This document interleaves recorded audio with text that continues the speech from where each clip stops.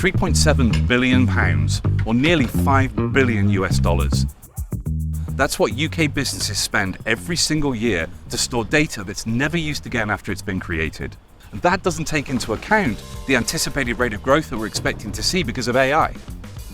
There's an old adage in business, which is that we're here to make money, save money, and avoid going to jail. We're going to focus on the second of those three things. IT spending is growing at 8.9% a year. This year, we'll spend $5.3 trillion on IT, and a huge amount of that is waste. So how much waste is there in IT environments today? Well, if we think about VMware in particular, maybe up to 25% of the machines that have been provisioned are over-provisioned and underutilized. But if you remember back to the early days of virtualization, it was all about driving up utilization. It was about removing waste. But then over time, the value that companies really got from virtualization was automation. It was that freedom that it gave people for different groups to be able to spin up virtual machines to create resources as and when they needed them. And it's led to a lot of over-provisioning, a lot of underutilization, and frankly, a lot of virtual machines that people simply aren't using. The very problem that VMware solved for us in the beginning is actually now manifested itself as being part of the problem when we think about waste in IT. And the licensing costs around VMware right now have really put that under the spotlight. Then if we look across the infrastructure more broadly, there's a lot of things connected together that have just been left connected and probably not used anymore.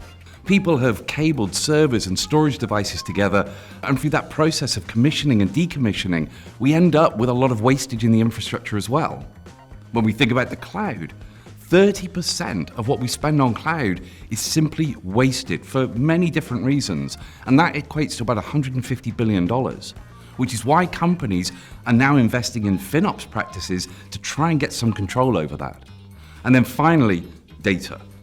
68% of the data that we store is never used again after it's created.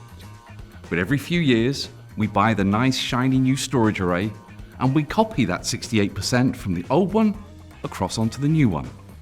But it's sat on devices that we pay for that are consuming power. And this is where an intelligent data infrastructure can really help. It gives you that single pane of glass, that ability to look across your heterogeneous, hybrid multi-cloud environment to find where those opportunities are to remove waste.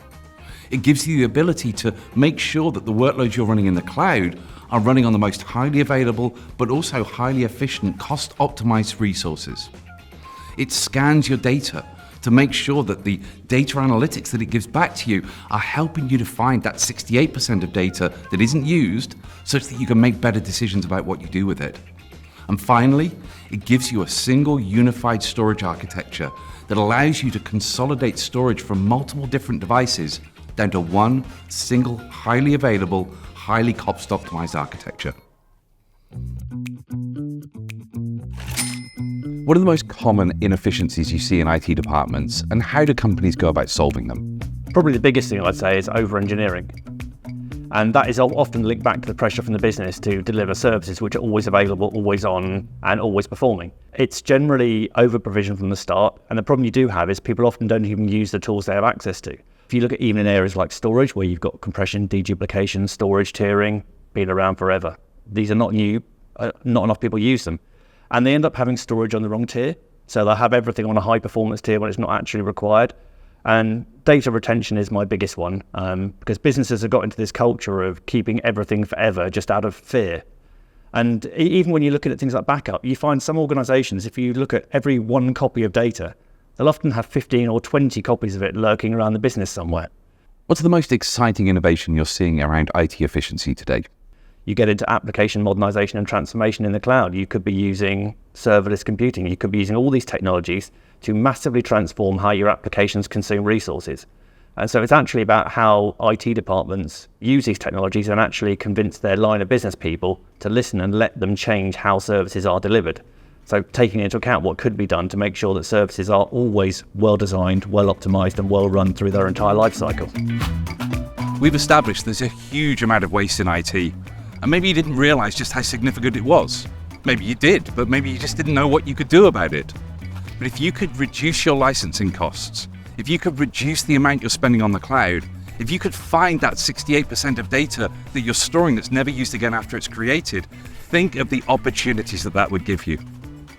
You could be the budget hero, and building your intelligent data infrastructure with NetApp will be a crucial part of that. So my only question for you, what's stopping you?